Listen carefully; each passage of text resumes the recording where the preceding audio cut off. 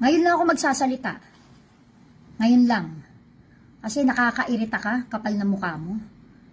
Ikaw pa'y may ganang umiyak-iyak. Paawa ka, pa-victim.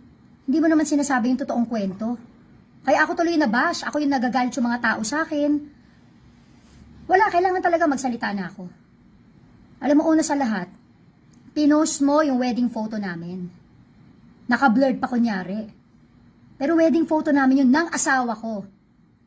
Oh, tapos ikaw pa'y magbibintang, ako'y nangaagaw ng asawa na may asawa. Kasal kami. Legal yung dokumento, gusto mo bigyan pa kitang kopya. Ano kiniklaim mo? Nauna ka?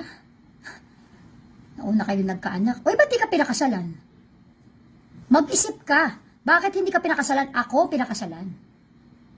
Kaya kahit pagbalik-balik tayo mo mundo, alam mo akong legal.